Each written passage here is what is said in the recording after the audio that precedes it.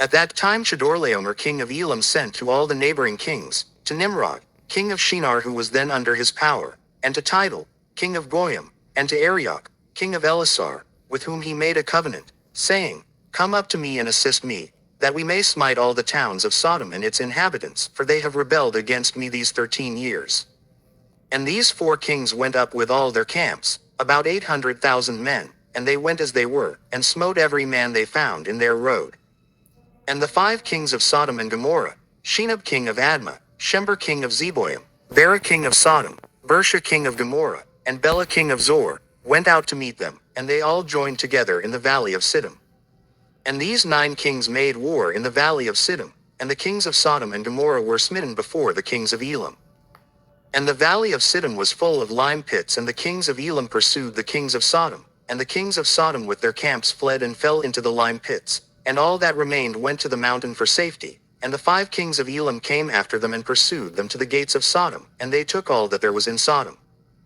And they plundered all the cities of Sodom and Gomorrah, and they also took Lot, Abram's brother's son, and his property, and they seized all the goods of the cities of Sodom, and they went away. And Anak, Abram's servant, who was in the battle, saw this, and told Abram all that the kings had done to the cities of Sodom, and that Lot was taken captive by them. And Abram heard this, and he rose up with about 318 men that were with him, and he that night pursued these kings and smote them, and they all fell before Abram and his men, and there was none remaining but the 4 kings who fled, and they went each his own road. And Abram recovered all the property of Sodom, and he also recovered Lot and his property, his wives and little ones and all belonging to him, so that Lot lacked nothing. And when he returned from smiting these kings, he and his men passed the valley of Siddim where the kings had made war together. And Bera king of Sodom, and the rest of his men that were with him, went out from the lime pits into which they had fallen, to meet Abram and his men. And Adonizedek king of Jerusalem, the same was Shem, went out with his men to meet Abram and his people, with bread and wine, and they remained together in the valley of Melech. And Adonizedek blessed Abram, and Abram gave him 1/10 from all that he had brought from the spoil of his enemies, for Adonizedek was a priest before God. And all the kings of Sodom and Gomorrah who were there, with their servants, approached Abram and begged of him to return them their servants whom he had made captive, and to take unto himself all the property.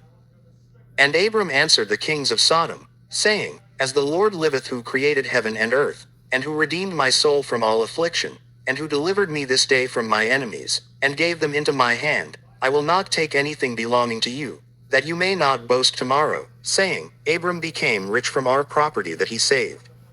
For the Lord my God in whom I trust said unto me, Thou shalt lack nothing, for I will bless thee in all the works of thy hands.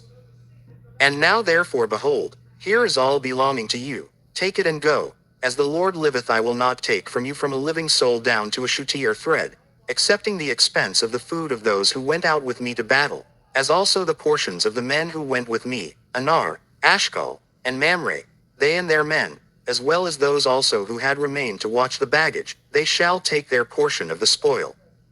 And the kings of Sodom gave Abram according to all that he had said, and they pressed him to take of whatever he chose, but he would not. And he sent away the kings of Sodom and the remainder of their men, and he gave them orders about Lot, and they went to their respective places. And Lot, his brother's son, he also sent away with his property, and he went with them, and Lot returned to his home, to Sodom, and Abram and his people returned to their home to the plains of Mamre, which is in Hebron. At that time the Lord again appeared to Abram in Hebron, and he said to him, Do not fear, thy reward is very great before me, for I will not leave thee, until I shall have multiplied thee, and blessed thee and made thy seed like the stars in heaven, which cannot be measured nor numbered. And I will give unto thy seed all these lands that thou seest with thine eyes, to them will I give them for an inheritance forever, only be strong and do not fear, walk before me and be perfect. And in the 78th year of the life of Abram, in that year died Ru, the son of Peleg, and all the days of Ru were 239 years, and he died. And Sarai, the daughter of Haran, Abram's wife, was still barren in those days, she did not bear to Abram either son or daughter. And when she saw that she bare no children, she took her handmaid Hagar, whom Pharaoh had given her, and she gave her to Abram her husband for a wife. For Hagar learned all the ways of Sarai as Sarai taught her, she was not in any way deficient in following her good ways. And Sarai said to Abram, Behold, here is my handmaid Hagar. Go to her that she may bring forth upon my knees, that I may also obtain children through her. And at the end of 10 years of Abram's dwelling in the land of Canaan, which is the 85th year of Abram's life, Sarai gave Hagar unto him. And Abram hearkened to the voice of his wife Sarai, and he took his handmaid Hagar, and Abram came to her, and she conceived. And when Hagar saw that she had conceived, she rejoiced greatly, and her mistress was despised in her eyes. And she said within herself, This can only be that I am better before God than Sarai my mistress. For all the days that my mistress has been with my Lord, she did not conceive, but me the Lord has caused in so short a time to conceive by him. And when Sarai saw that Hagar had conceived by Abram, Sarai was jealous of her handmaid, and Sarai said within herself, This is surely nothing else but that she must be better than I am.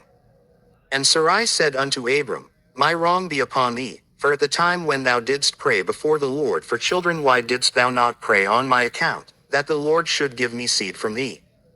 And when I speak to Hagar in thy presence, she despiseth my words, because she has conceived, and thou wilt say nothing to her. May the Lord judge between me and thee for what thou hast done to me. And Abram said to Sarai, Behold, thy handmaid is in thy hand, do unto her as it may seem good in thy eyes. And Sarai afflicted her, and Hagar fled from her to the wilderness. And an angel of the Lord found her in the place where she had fled, by a well, and he said to her, Do not fear, for I will multiply thy seed, for thou shalt bear a son, and thou shalt call his name Ishmael. Now then return to Sarai thy mistress, and submit thyself under her hands.